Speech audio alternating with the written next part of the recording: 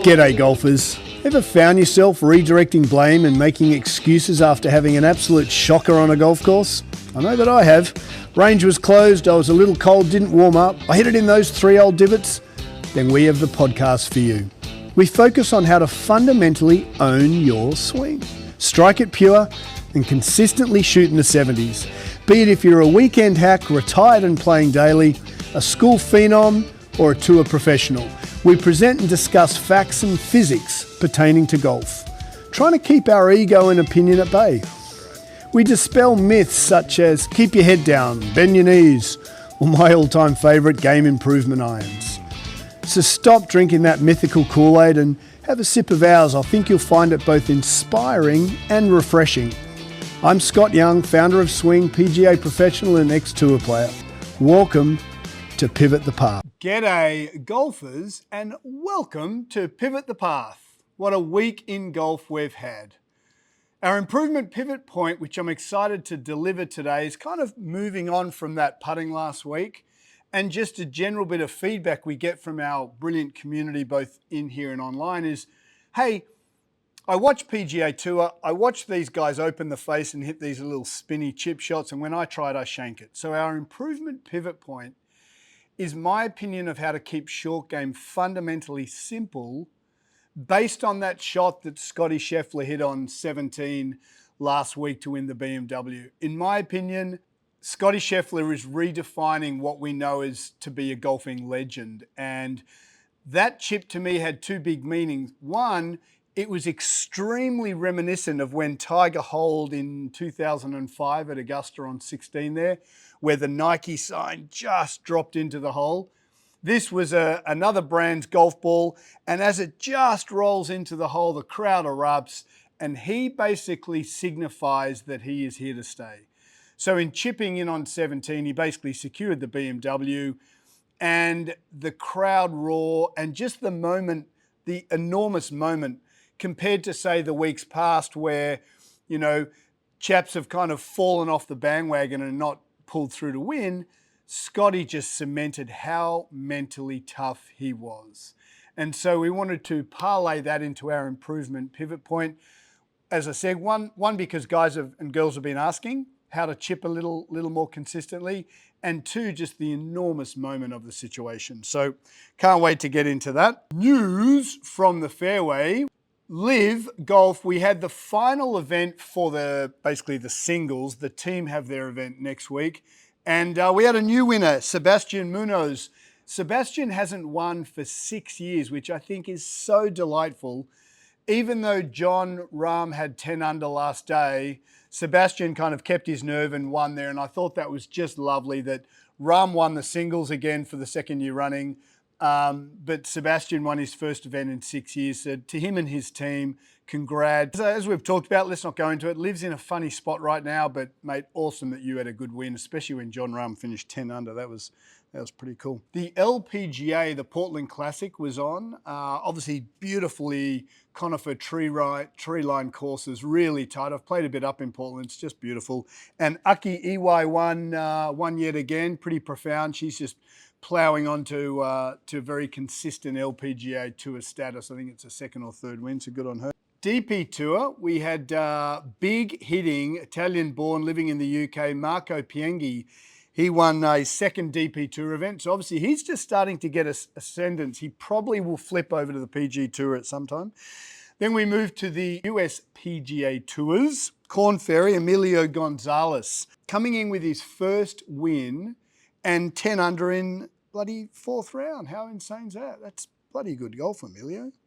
First win, 10 under. I think that's awesome.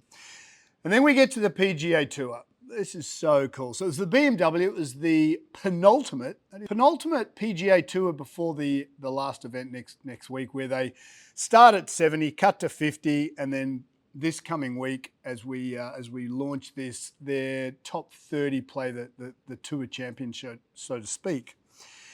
And not since Tiger's dominance, in my opinion, in around 2005, parlaying it back to where Scottie holed that chip on 17 last week, where Tiger holed his chip at Augusta in 2005. In 2005, Scottie Scheffler was 9 years of age. Just to say that again, in 2005, when Tiger was at his dominance, Scottie Scheffler was 9 years of age. When Tiger held that chip, the world was deafening by the roar, and he really expressed how much higher of level of competence and just brilliance he was than anyone playing at that time, in my opinion. Scottie held that chip on 17, and not to understate it, or overstate it rather, it was absolutely a magnificent point in golf, in my opinion. And so what I was hoping to parlay into our improvement pivot point, but just before we do, everyone watches golf for a different reason, right? There are those in our golfing community who love the fist-pumping Tiger Woods, who dominant and who just gets it all done. And I totally respect that. That's not what I enjoy golf. I enjoy golf watching people who are a family man. Why? Because I'm a family guy. I got 4 kids. They mean the world to me.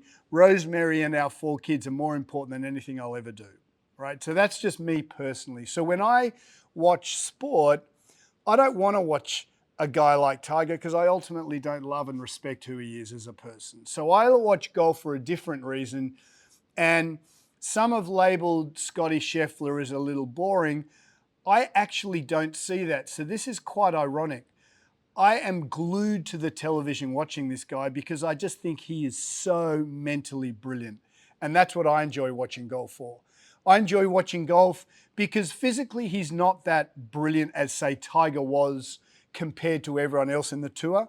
So no one was hitting 3-woods 290 yards when Tiger came on. No one had a short game that was so electric when Tiger came on. I mean, that's a very factual comment. And Scottie doesn't hit it that much better than anyone else. He doesn't chip it that much better than anyone else. He's not a better putter than anyone else. But when you put his whole tool belt, as I call it, on, there is no one, in my opinion, and I think of all time, who will be as mentally dominant as Scottie Scheffler appears to be. Very early days. He's only won a couple of events. And why I say that is because when everyone else is faltering, when Tommy Fleetwood should have won last week but finished par bogey, I think, Scottie didn't. And Scottie was just going about his business. Last week I said he'll win this week. Of course he's going to win this week, and he's going to win next week. He appears to have been able to crack the mental mindset to remove himself of a situation, and as we keep talking about, plays golf from A to point B. And I cannot overstate that enough.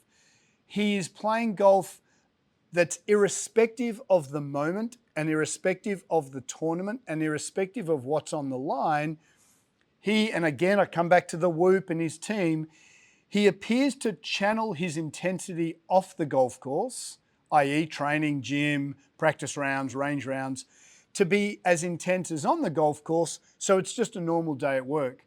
I mean, the fact when he chipped in on 17 was a momentous occasion, basically secured the tournament for his 5th PGA Tour win this year. And it was a fist pump, and I think there were 2 fist pumps, but it wasn't really up. It was just this normal guy. When he won, it was like, that's cool. And I don't think people realize it's not about the winning. It appears to be about the control. And not in a narcissistic way, just in a, hey, I've worked really hard to control my emotions, because at the end of the day, any single person on PGA Tour, in my opinion, is brilliant. And as a Golf Pro X Tour player, I look up to guys on PGA Tour like Nitties, James, who was on our podcast. I'm like, dude, you've played on the PGA Tour. That was my goal.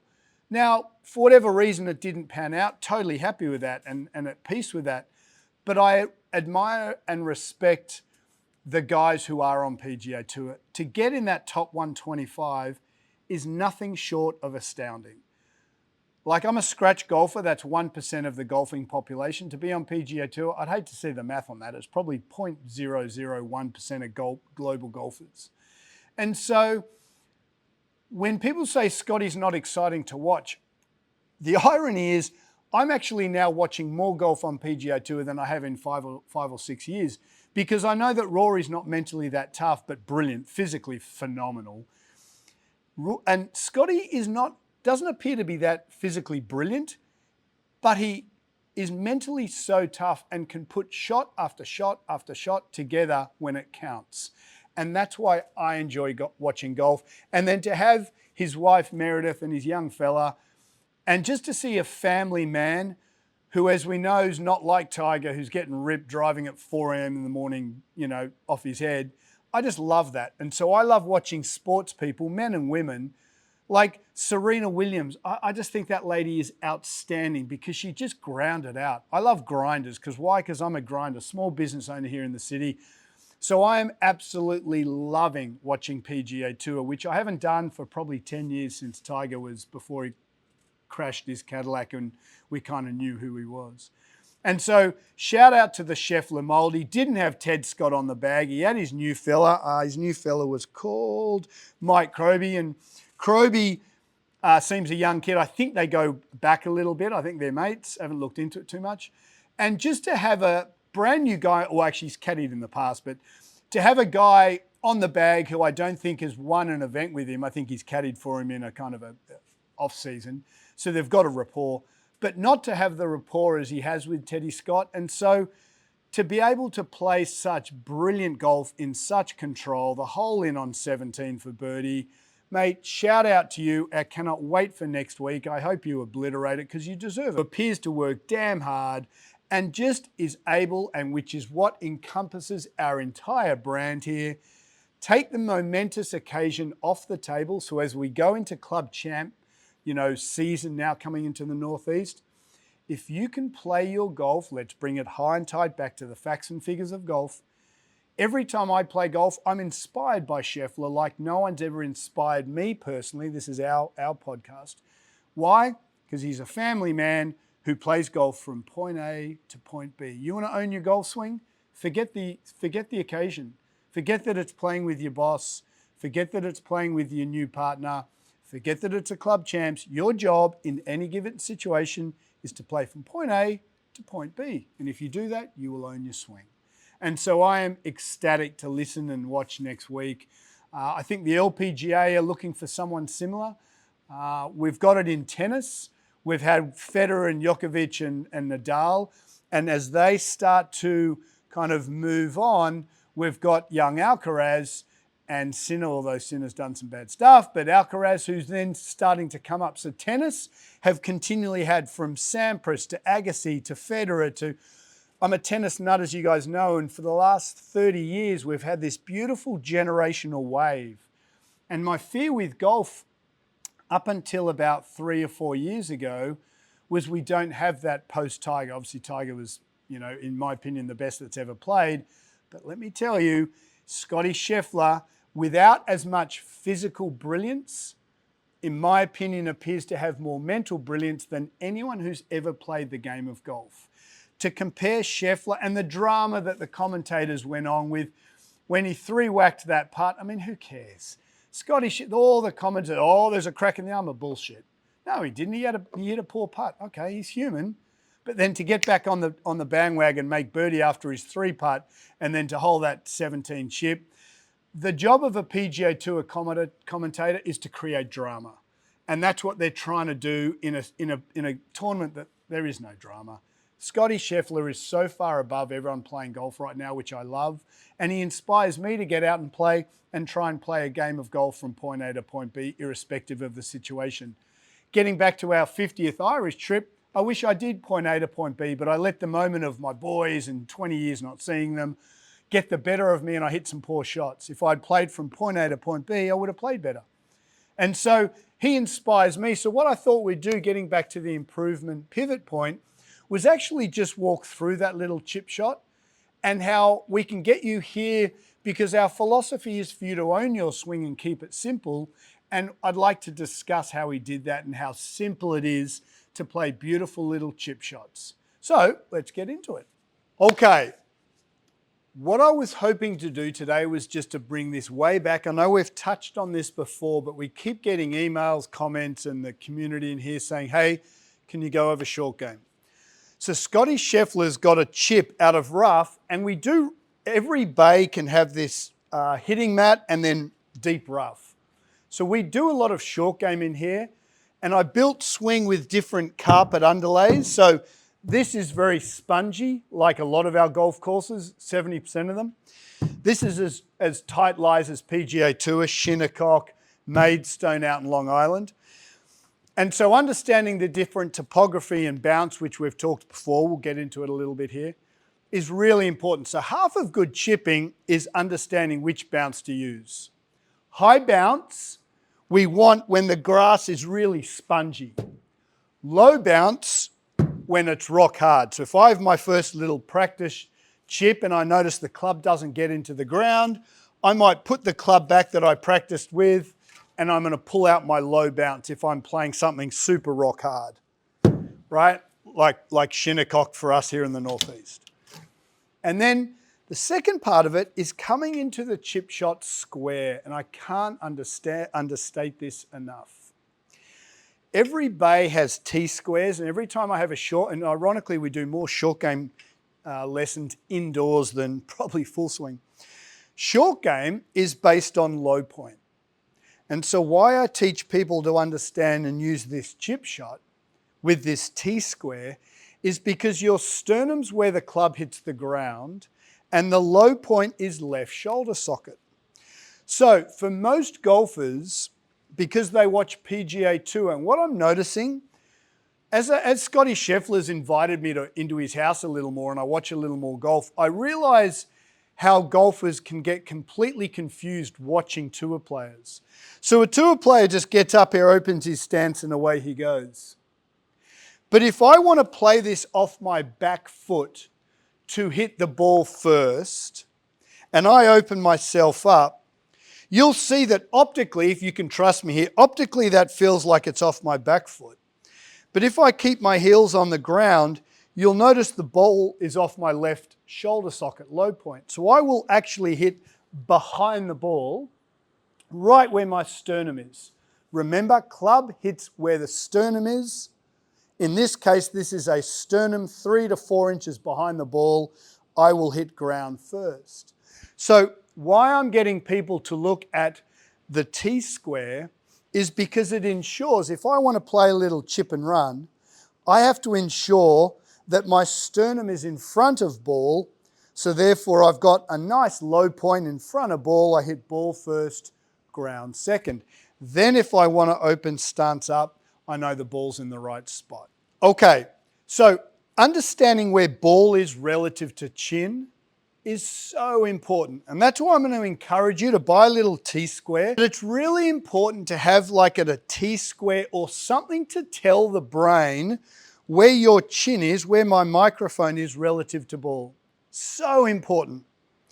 Chin behind ball, ground first, ball second.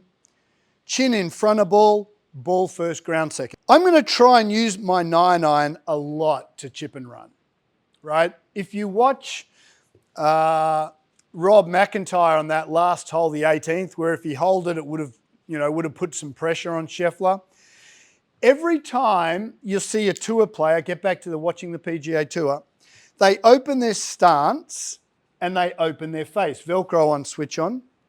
So how Rob played that last little chip, which he left about 7 or 8 feet short, was because he had the face open. So if I'm trying to hit the camera, so I'm going to play all these little chip shots towards the camera. So if I'm playing a little chip shot, I'm keeping club face to camera, feet parallel left, and I feel like I go back at 6 o'clock, through at 12 o'clock, even though I'm going to come from the inside a little bit. What you'll see most tour players do is, because they're playing golf 6 to 7 days a week, they've got a little more feel around the greens. They're going to open their blade and open their stance. The club face always dictates where the ball's moving from the club face. So in this case, the ball's going to go that way, to the right, by about 50 degrees. But then if I strengthen my grip and I offset path, you'll see now the arrow's pointing to the camera. And I can play that little chip shot, spinny shot. So I'm going to go, as I always do, create, replicate.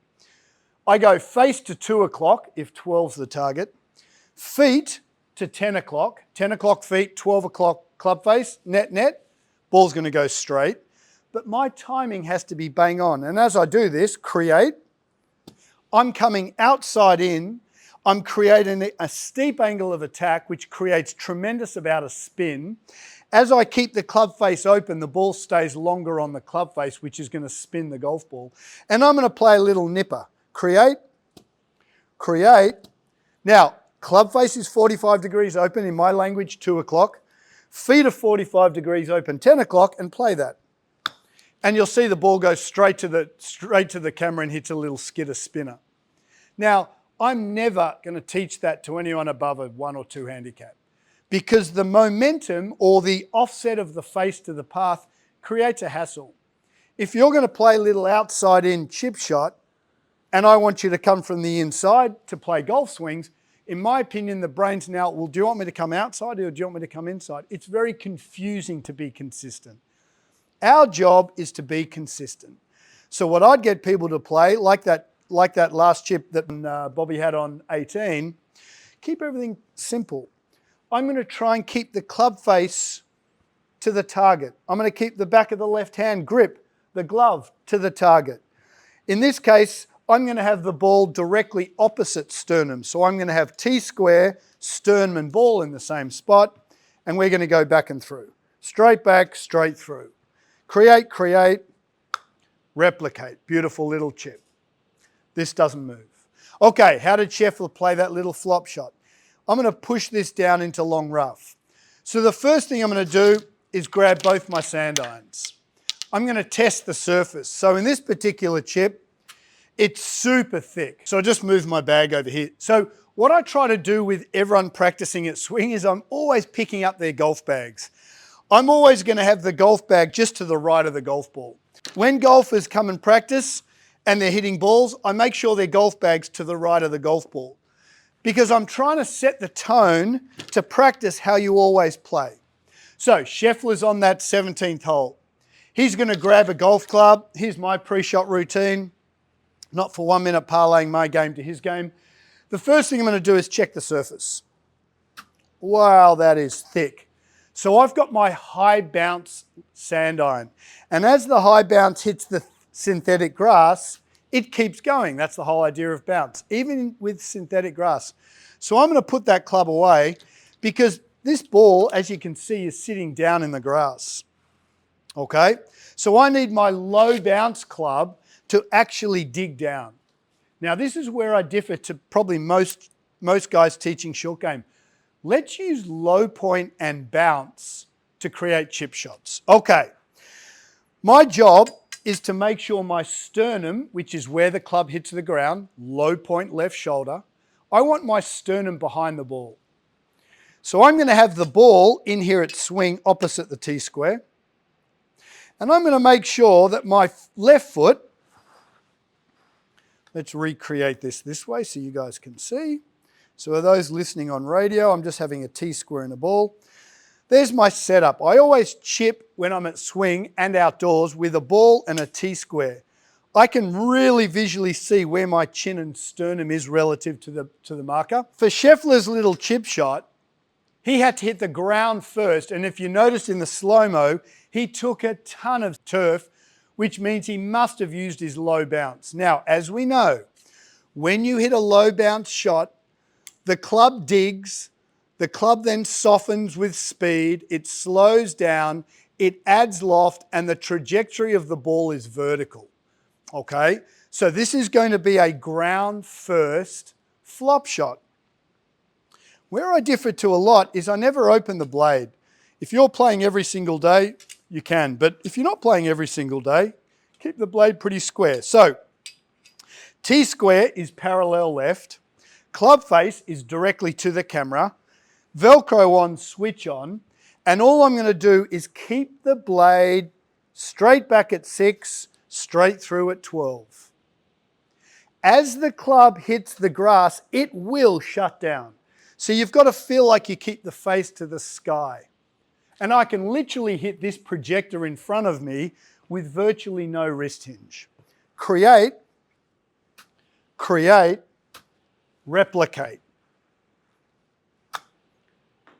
And you can see how much spin comes out on that golf ball. Now that was a ground first little flop shot. Let's do it again. I can't hit it too hard because if I hit this up in the air, I will hit the lights here. Create, replicate. And you'll see how softly this ball comes out here. Okay, so you'll see that I literally just hit the camera. I'm going to put my low bounce club away and I'm going to grab my high bounce and play it the same way. And what you'll see is the club gets stuck a lot less. Why? Remember 3 things: where the club is relative to sternum, how much bounce there is, and please, please, please, unless you're off a handicap of scratch or 1 or 2, don't open the face. It complicates golf. So if I keep this pretty square, again, my sternum's going to be 2 inches behind the ball. Create. This ball's going to come out a lot lower and a lot quicker. Create, replicate. And because the club doesn't get stuck as much, there's more velocity on the golf ball. High bounce, as the club interacts with the turf, it doesn't matter whether it's synthetic grass or real. High bounce, the club continues. And as the club continues, it maintains its loft. And as the loft is maintained, the ball comes out on a flatter trajectory with more velocity as it hits the green. It will run on. Low bounce, because as the club hits the ground, it digs because of friction. Because the sole is flatter, there's more friction as the club hits the ground. The club digs, the loft is increased, the velocity of the club slows, so too does the velocity of the golf ball, but it's spinning more. And the ball comes out super high and soft. I discourage you to open the face ever when you're playing golf, because then I've got to change stance and path. And for most of you golfers above a handicap of 1 or 2, it's starting to become outside in, and the very nature of golf is we want hips leading, torso inside out. Now it's going to start confusing you. Keep golf simple. Feel like the club tracks back at 6 o'clock, little underneath when you're chipping, through to 12 o'clock. Keep the left arm and club shaft straight and learn to use low point and bounce to control your chipping, and you will hit your spots and you'll control velocity so much more.